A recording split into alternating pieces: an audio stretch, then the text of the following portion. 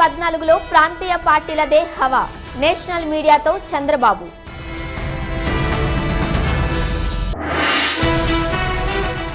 Gun park దగ్గర TDP వినూత్న నిరసన. నిత్యావసర ధరలు తగ్గించాలని డిమాండ్. బొగ్గు కుంభకోణంపై దర్యాప్తు వేగవంతం. కీలక పత్రాలను పరిశీలిస్తున్న సిబిఐ. నేతల మధ్య కొనసాగుతున్న చర్చలు. మూడో కూటమి ఏర్పాటుకు కసరత్తు.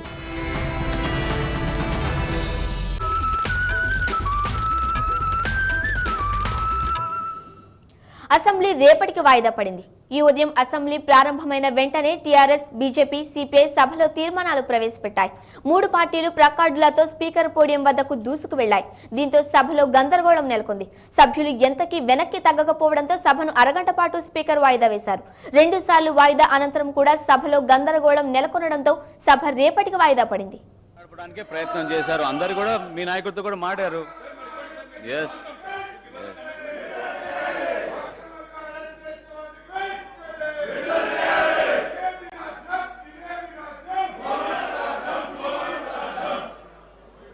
Yes. Please go back to your seat. Dayachesi sahakarinchandi. Please go back to your seats.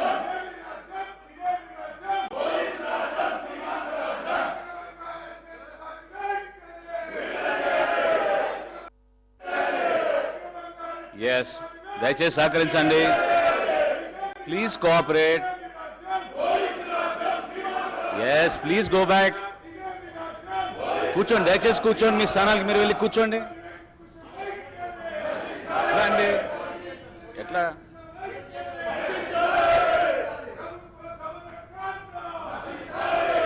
House is adjourned to meet tomorrow morning at 9 a.m. జాతీయ స్థాయిలో ఏర్పాటు కానున్న ప్రాంతీయ పార్టీల ఫెడరల్ ఫ్రంట్ తో పొత్తు పెట్టుకునేందుకు తెలుగుదేశం ఆలోచిస్తోంది. వచ్చే ఎన్నికల్లో దేశవ్యాప్తంగా ప్రాంతీయ పార్టీలదే హవా అని టీడీపీ అధినేత చంద్రబాబు వ్యాఖ్యానించారు. జాతీయ ఛానళ్లతో మాట్లాడిన బాబు కేంద్రంలో ఏర్పడిన 4 కాంగ్రెసేతర ప్రభుత్వాలలో 3 టీడీపీ కీలక పాత్ర పోషించిన విషయాన్ని బాబు ఈ సందర్భంగా గుర్తు చేశారు. Now Congress has lost its total mandate. Day by day they are becoming weak. NDA also not picking up. India is a great nation.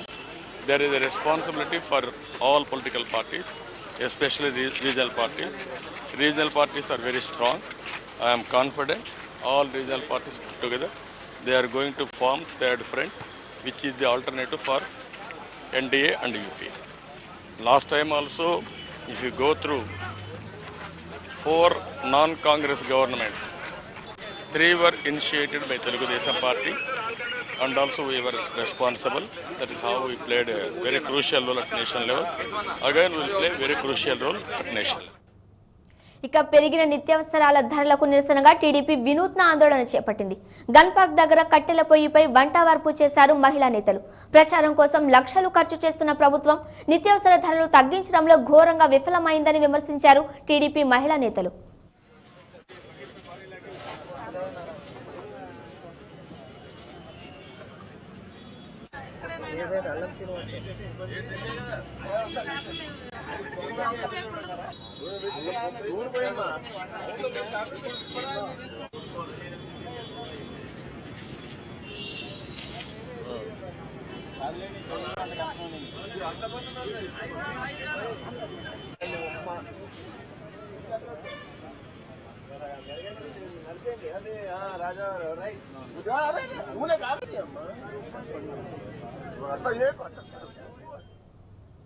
Political జేఏసీపై TTDP నేతలు మండిపడుతున్నారు.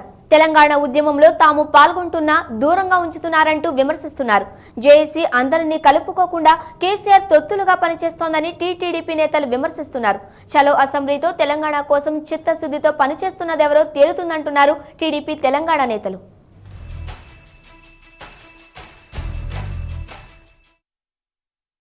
చలో అసెంబ్లీకి తెలుగుదేశం తెలంగాణ ఫోరం మద్దతు ప్రకటించింది.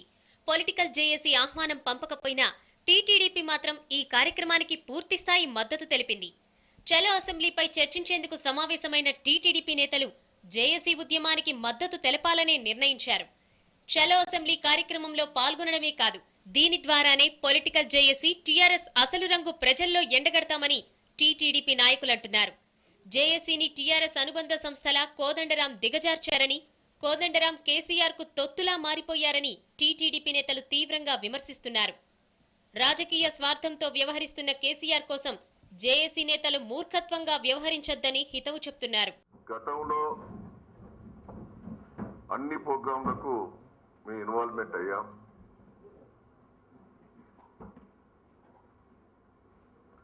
కానీ జేఏసీ ముఖ్యంగా కోదండరాం రెడ్డి గారు కేసీఆర్ గారికి తొత్తుగా వ్యవహరించొద్దనేదే మేము మొదటి నుంచి విజ్ఞప్తి చేయడం జరుగుతున్నది. కేసీఆర్ గారు రాజకీయ లబ్ధి కోసమే, రాజకీయంగా ఎదిగేందుకు, సీట్లు సంపాదించుకున్నందుకే ఉద్యమాన్ని వాడుకుంటాడు. తెలంగాణకు అనుకూలమేనని తమ పార్టీ అనేకసార్లు చెప్పినప్పటికీ టీఆర్ఎస్ విమర్శలు చేస్తూనే ఉందని టీటీడీపీ నేతలు మండిపడ్డారు. బాబ్లీ కోసం, బయ్యారం ఉక్కుగనుల కోసం తెలుగుదేశం ఉద్యమాలు నిర్వహించిన తమను తెలంగాణ వ్యతిరేకులుగా చిత్రించడానికి టీఆర్ఎస్ పడరాని పాట్లు పడుతోందన్నారు. నిస్వార్థంగా పనిచేసిన గద్దర్, విమలక్క లాంటి వారిని దూరంగా ఉంచిందని ఆరోపించింది.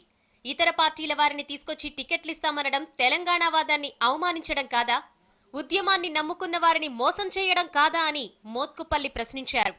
ఇవాళ రాజకీయ నాయకులను అన్ని రాజకీయ పార్టీల నుంచి చేర్చుకొని తెలంగాణ బాధలని అవమానపరుస్తున్న కేసీఆర్ అర్థం చేసుకోమని సందర్భంగా తెలంగాణ ప్రజలకు విజ్ఞప్తి చేస్తా ఉన్నా. తెలంగాణ ప్రజల బాధలను కూడా అడుగుతా ఉన్నా. పైసలు ఉన్నోడికే టికెట్ ఇస్తామని చెప్తే వాదం నమ్ముకొని పనిచేసిన కార్యకర్తల పరిస్థితి ఏమిటని సందర్భంగా నేను అడుగుతా ఉన్నా. ఇది మోసం కాదా? తెలంగాణ రాష్ట్రం కోసం జేఏసీ నిష్పక్షపాతంగా వ్యవహరించాలని టీటీడీపీ నేతలు సూచించారు.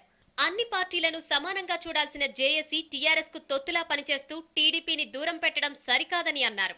ఉద్యమకారుల్లో ఐకమత్యం లేకపోతే కేంద్రంపై ఒత్తిడి పెంచలేమని రేవూరి ప్రకాష్ రెడ్డి వ్యాఖ్యానించారు. ఇవాళ కాంగ్రెస్ పార్టీ కూడా కేంద్రంలో, రాష్ట్రంలో అధికారం ఉన్న పార్టీ. ఇక్కడ మనం అందరం ఐకమత్యంగా కృషి చేసినప్పుడు పొలిటికల్ ప్రెషర్ కాంగ్రెస్ పార్టీ మీద పెంచగలుగుతాం. ఆ పొలిటికల్ ప్రెషర్ పెంచే దిశలో తెలుగుదేశం పార్టీని మీరు సపరేట్ చేస్తే ఏ విధంగా వాళ్ళ మీద ప్రెషర్ వస్తుంది అనేది ఇక్కడ మనం ఆలోచించవలసిన అవసరం ఉంది. కనుక జేఏసీని ఇప్పటికైనా మీరు ఆలోచించండి, న్యూట్రల్ గా యాక్ట్ చేయండి. రాబోయే రోజులలో కూడా తెలంగాణ సాధించే వరకు కూడా మా వంతులో కూడా మేము కృషి చేయడానికి సిద్ధంగా ఉన్నాం. కలుపుకపోవాలని చెప్పి మేము విజ్ఞప్తి చేస్తున్నాం. చలో అసెంబ్లీకి మద్దతు పలకడం ద్వారా తమపై విమర్శలు చేసే వారి నోళ్లు మూయించవచ్చని టీటీడీపీ భావిస్తోంది. ప్రత్యేక రాష్ట్ర ఉద్యమంలో తాము పాలు పంచుకుంటున్నామని, తమ పార్టీ చిన్న రాష్ట్రాలకు వ్యతిరేకం కాదని ఎప్పుడో చెప్పిందని తెలుగుదేశం నాయకులు వివరిస్తున్నారు.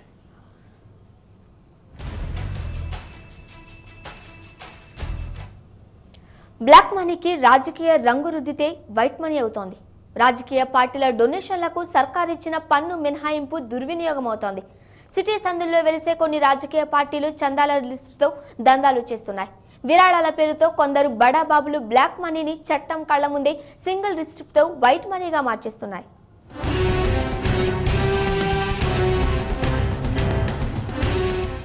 సెక్షన్ 29A పీపుల్స్ యాక్ట్ 1951 ప్రకారం ఏదైనా రాజకీయ పార్టీకి ఇచ్చిన విరాళం మొత్తానికి ఆదాయ పన్ను చట్టంలోని సెక్షన్ 80 జీజీసీ కింద పూర్తి మినహాయింపు.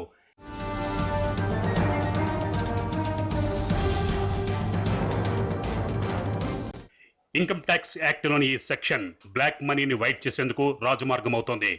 చిన్న టేబుల్, 2 కుర్చీలకే పరిమితమైన కొన్ని పార్టీలకు కోట్ల రూపాయల చందాలిస్తున్న కొందరు ధనికులు తెలివిగా బ్లాక్ మనీని వైట్ గా మార్చేస్తున్నారు.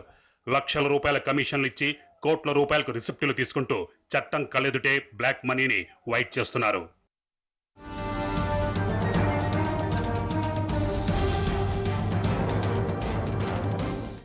ఎన్నికల కమిషన్ కు గత ఏడాది రాష్ట్ర రాజకీయ పార్టీలు ఇచ్చిన విరాళాల డిక్లరేషన్ చూస్తే ఇలాంటి అనుమానమే కలుగుతుంది. వైఎస్ఆర్ కాంగ్రెస్ పార్టీ కేవలం 77 లక్షలనే విరాళంగా చూపించింది. టీఆర్ఎస్ 90 లక్షలు చూపిస్తే టీడీపీ కేవలం 18 లక్షలనే విరాళాలుగా డిక్లరేషన్ ఇచ్చింది. కానీ సికింద్రాబాద్ సంగీత్ థియేటర్ సందులో ఉన్న ఓ రాజకీయ పార్టీ ఏకంగా 1 కోటి రూపాయలను విరాళాలుగా చూపించింది.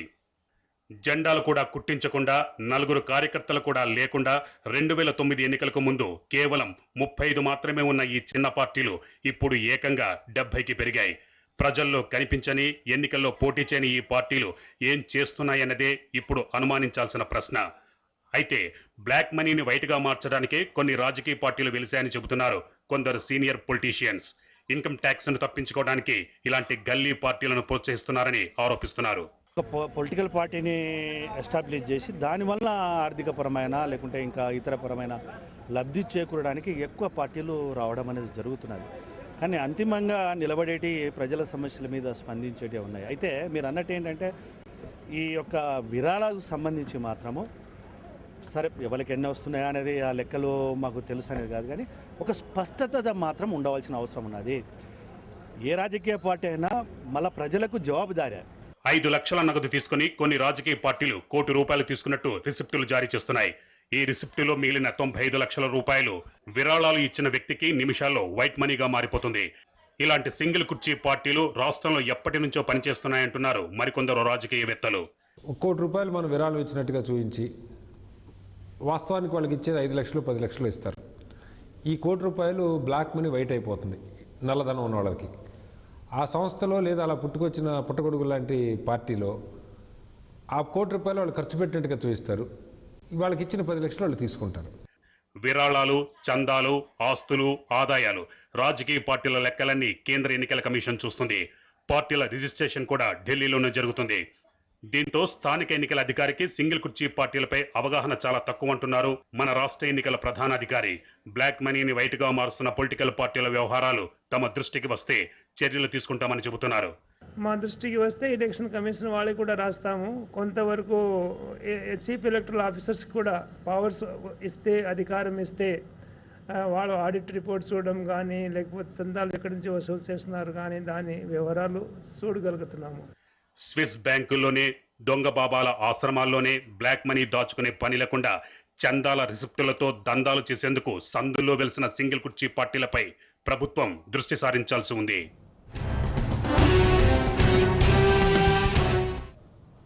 స్థానిక సంస్థల ఎన్నికల్లో తొలి విడతగా సమరానికి ప్రభుత్వం సన్నద్ధమైంది. స్థానిక పోరులో కీలకమైన పంచాయతీ ఎన్నికలకు ప్రభుత్వం రిజర్వేషన్లను ఖరారు చేసింది. రాష్ట్రంలో మొత్తం 21,590 గ్రామాల సర్పంచ్లకు ఎన్నికలు జరగనున్నాయి. రాష్ట్రంలో గ్రామ పంచాయతీలకు ఎన్నికలు నిర్వహించేందుకు రిజర్వేషన్ల ప్రక్రియను ప్రభుత్వం పూర్తి చేసింది. రాష్ట్రంలోని రెవెన్యూ గ్రామాలు, శివార్లు, తండాలు, పల్లెల్ని కలుపుకొని మొత్తం 21,590 సర్పంచ్ గ్రామాలుగా ప్రభుత్వం ఖరారు చేసింది. సర్పంచ్ గ్రామాలుగా ఖరారైన 21,590 గ్రామాల్లో 50% సర్పంచ్ పదవుల్ని మహిళలకు కేటాయించారు. మొత్తం గ్రామాల్లో మొదటిసారిగా మన రాష్ట్రంలో రికార్డు స్థాయిలో 10,790 మంది మహిళలు సర్పంచులుగా ఎన్నిక కానున్నారు. బీసీ, ఎస్సీ, ఎస్టీలకు కేటాయించిన గ్రామాల్లోనూ 50% మంది మహిళా సర్పంచులు గ్రామ పాలనా పగ్గాల్ని చేపట్టబోతున్నారు. ఏజెన్సీ ప్రాంతాల్లో గిరిజనులకు 1,218 గ్రామాలు, గిరిజనేతర ప్రాంతాల్లో కూడా ఎస్టీలకు 12,079 గ్రామాలు, షెడ్యూల్ కులాలకు 3,958 గ్రామాల్ని కేటాయించింది ప్రభుత్వం. అందులో 50% మహిళలకు రిజర్వ్ చేసింది. వెనుకబడ్డ తరగతులకు 6,926 గ్రామ సర్పంచ్ పదవుల్ని కేటాయించారు. ఇందులో కూడా 50% మంది మహిళా సర్పంచులుంటారు. ఓపెన్ కేటగిరీలో 8,209 గ్రామ సర్పంచ్ పదవులతో పాటు 50% మహిళలకు కేటాయించారు. గిరిజన తండాల్ని కూడా గ్రామ పంచాయతీలుగా గుర్తిస్తామని 2009 ఎన్నికల్లో ప్రజలకు హామీలిచ్చి అధికారంలోకి వచ్చిన కాంగ్రెస్ పార్టీ ఈసారి కూడా హ్యాండ్ ఇచ్చింది. వాస్తవానికి రాష్ట్రంలో గ్రామాలు, పల్లెలు, శివారు ప్రాంతాలు, కాలనీలు, తండాలు, గూడెంలు మొత్తం అన్ని కలుపుకొని సుమారు 28,860 వరకు ఉన్నాయి. గిరిజన గూడెలు, తండాల్ని కలుపుకొని గ్రామ పంచాయతీ హోదా కల్పించి సర్పంచ్ ఎన్నికల్ని నిర్వహిస్తే రాష్ట్రంలో మొత్తం సర్పంచుల సంఖ్య 24,500 వరకు పెరిగేదని, ఆ మేరకు జిల్లాల నుంచి నివేదికలు కూడా వచ్చాయని వివరించారు అధికారులు. సీనియర్ ఐఏఎస్ అధికారుల్ని బదిలీ చేసింది రాష్ట్ర ప్రభుత్వం. ఈసారి 5 జిల్లాల కలెక్టర్లను మార్చారు. అసెంబ్లీ సమావేశాలు ముగిసాగా మరో విడత బదిలీలు ఉండవచ్చంటున్నాయి సీఎం కార్యాలయ వర్గాలు. ఆ విడతలో మరికొన్ని జిల్లాల కలెక్టర్లు, సెక్రటేరియట్ స్థాయిలోని సీనియర్లను మార్చవచ్చంటున్నారు. ఎన్నికలు సమీపిస్తున్న వేళ పాలనా యంత్రాంగంలో భారీ ప్రక్షాళనకు కసరత్తు చేసిన ముఖ్యమంత్రి కిరణ్ ప్రస్తుతానికి 24 మందితో సరిపెట్టారు. డిప్యూటీ సెక్రటరీ స్థాయి నుంచి సెక్రటరీ, స్పెషల్ చీఫ్ సెక్రటరీ హోదాలోని మొత్తం 45 మందిని బదిలీ చేయడానికి సిద్ధమైన సీఎం చివరికి దాన్ని సగానికి కుదించారు. త్వరలోనే మరికొన్ని బదిలీలు ఉండొచ్చని ముఖ్యమంత్రి కార్యాలయ వర్గాలు తెలిపాయి. ప్రస్తుతం 5 జిల్లాలకు కొత్త కలెక్టర్లు నియమితులయ్యారు. విజయనగరం జిల్లా కలెక్టర్గా కాంతిలాల్ దండే, అనంతపురం కలెక్టర్గా లోకేష్ కుమార్, కరీంనగర్కు వీరబ్రహ్మయ్య, ఖమ్మంకు శ్రీనరేష్, ఆదిలాబాద్కు ఏ బాబును బదిలీ చేశారు. ప్రతిష్టాత్మకమైన ఆరోగ్యశ్రీ సీఈఓగా ధనుంజయ రెడ్డి, ఓడరేవుల శాఖ డైరెక్టర్గా ఎం సుదర్శన్ రెడ్డి, భూభారతి పీడీగా ఎంవీఎస్ బాబుకు పోస్టింగ్ ఇచ్చారు. అలాగే రాష్ట్ర ఎన్నికల సంఘం కార్యదర్శిగా నవీన్ మిట్టల్ను నియమించింది ప్రభుత్వం. స్థానిక సంస్థలు, సార్వత్రిక ఎన్నికల్ని దృష్టిలో ఉంచుకొని జరుగుతున్న ఈ బదిలీల్లో మరో విడతలో మరికొంతమంది సీనియర్ ఐఏఎస్ల పేర్లుండే అవకాశం ఉంది. బొగ్గు కుంభకోణంపై దర్యాప్తును వేగవంతం చేసింది సిబిఐ. దర్శకుడు దాసరి నారాయణరావు ఇంటి నుంచి స్వాధీనం చేసుకున్న పత్రాల పరిశీలన ఇప్పటికే ప్రారంభమైంది.